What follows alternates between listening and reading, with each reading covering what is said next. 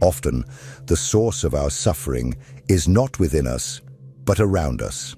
And worse, it disguises itself as normalcy. It's the subtly sarcastic coworker, the controlling mother who calls it love, the friend who constantly undermines you in public with harmless jokes. Such relationships do not scream, do not hit. They suffocate in silence.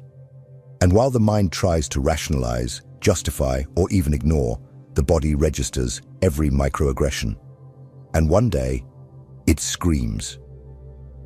According to Gabor Maté, author of the book When the Body Says No, the emotional environment we are exposed to has a profound and often devastating impact on our health. It's not just about direct stress, but about repetitive and invisible patterns of invalidation, manipulation, and hostility that over time transform into real illnesses. The body does not differentiate between a physical attack and a constant atmosphere of emotional oppression. It reacts through chronic pain, unexplained fatigue, decreased immunity, autoimmune diseases, anxiety, or depression. This video is a warning about an uncomfortable truth. Many people live surrounded by toxic influences that sabotage their physical and emotional health, without them realizing it. They learn to call normal what is destroying their psychological integrity. Often, it's not about a single villain, but an entire relational system, at work, in the family, in social circles, that daily reinforces that their feelings are exaggerated, that their pain is trivial, that their boundaries are selfish. Gabor Maté shows, with clinical and scientific evidence, that emotional repression does not arise spontaneously. It is an adaptation.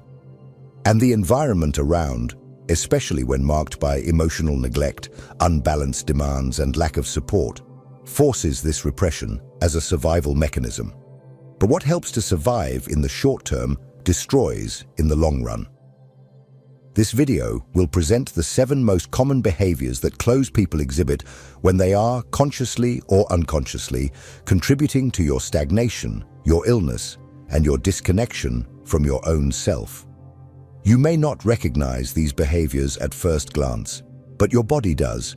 And if you have been feeling that something is wrong, even when it seems that everything is fine, it may be time to pay closer attention to who is really around you. Because before the body says no, it tries to warn. The question remains whether you are ready to listen. Attack does not always come in the form of screams or direct insults. Often it wears the mask of concern. When someone constantly minimizes your emotions with phrases like, "You're overreacting," "It's nothing," or "There are people going through much worse," what is happening is not care. It is emotional invalidation. This behavior, common in homes, friendships, and even professional relationships, creates a suffocating psychological environment where expressing vulnerability becomes a risk. Gabor Maté argues that when our emotions are repeatedly dismissed, we learn to bury them. The silent message is clear. Feeling is inappropriate. Showing pain is weakness. And so, the individual begins to distance themselves from themselves, repressing legitimate feelings to fit into the environment. However, emotions do not disappear. They lodge in the body. Over time, this constant repression can manifest as recurring migraines, gastric disorders, hypertension, or autoimmune diseases. The body, unable to continue pretending that everything is fine, begins to react physically. This invalidation also weakens self-esteem. When your emotional reactions are constantly devalued, you start to doubt your own perception of reality. A chronic feeling of inadequacy arises, as if you are always wrong for feeling what you feel. This emotional imbalance leaves the person vulnerable to even more toxic relationships, where they become increasingly dependent on external validation, something that never comes. And the most insidious part, many of these behaviors are perpetuated by close people who believe they are helping. A parent who invalidates their child's tears to toughen them up. A partner who ignores their companion's sadness because she is always sensitive. The intention may not be malicious, but the impact is devastating. The environment becomes a place where emotional truth has no space, and where the mind learns that silence is best. But silence comes at a cost, and it is even higher when the surrounding environment demands that you are always emotionally available for others, but never for yourself. And this is exactly what we will talk about in the next part. If this content is making sense to you, click the subscribe button and subscribe to the channel. Thank you for your support. In many relationships, there is a silent yet extremely destructive pattern: the constant demand for emotional support without reciprocity. You become everyone's safe harbor, but when you need shelter, you find closed doors. People who are surrounded by family, colleagues, or friends who always have a new drama, an urgent problem, or an existential crisis, but who disappear the moment you try to express your own pain, are being emotionally drained. This type of bond turns you into an emotional receptacle. The dynamic is clear. You listen, support, console, solve. But no one asks how you are. And over time, this becomes the norm. You start to feel guilty for having needs, and even ashamed for asking for help. After all, everyone around you seems to believe that you are strong, available, always ready. And this repeatedly imposed expectation becomes a prison. Gabor Maté warns that this type of one-sided relationship not only exhausts the psyche, but undermines the integrity of the body. The constant denial of one's own emotional needs creates a state of chronic stress, where the nervous system never finds rest. The physiological response is devastating: inexplicable fatigue, insomnia, low immunity, a feeling of always being on the brink of something, even when nothing concrete is happening. The body, deprived of care and attention, begins to fail. This emotional exhaustion, paradoxically, does not come only from overload, but from a lack of nourishment. When no one cares to know how you feel, your existence becomes functional. You serve everyone, but are not nourished by anyone. This reflects in a constant feeling of emptiness, disconnection, and loneliness surrounded by people. And the most dangerous part, this pattern is often reinforced by praise. You are called strong, resilient, incredible. But behind these labels lies a hidden demand. Keep enduring everything without complaint. Keep being invulnerable. Keep silent. But there is a limit. And when that limit is crossed, many seek to assert their emotional autonomy. However, to do so, they must confront something even deeper: the disguised control of care. And it is about this often invisible control that we will talk next. Not all control comes with shouting or direct orders. Sometimes it manifests in affectionate gestures, concerned advice, or subtle comments that, deep down, have a single goal: to shape your choices so that you continue to serve someone else's interests.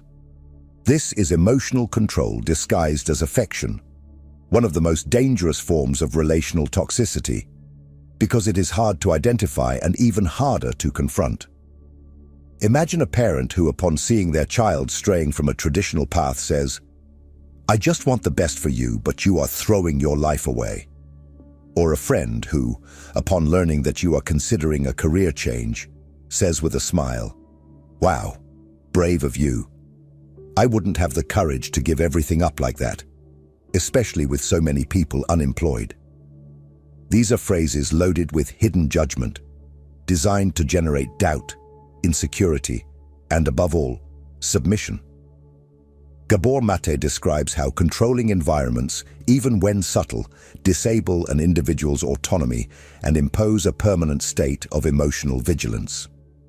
You start to censor yourself before making decisions, anticipating others' reactions. You question your own intuition. You ask for permission to live your own life. This constant vigilance feeds physiological stress, as the body understands that it is always at risk of rejection, criticism, or disguised punishment. Over time, this type of environment generates clear symptoms: anxiety when making decisions, a sense of paralysis in the face of important choices, persistent guilt when prioritizing oneself. The mind becomes a hostage to the fear of disappointing others, and the body responds with muscle pain, constant tension, nausea, digestive problems, and a fatigue that doesn't go away even with rest.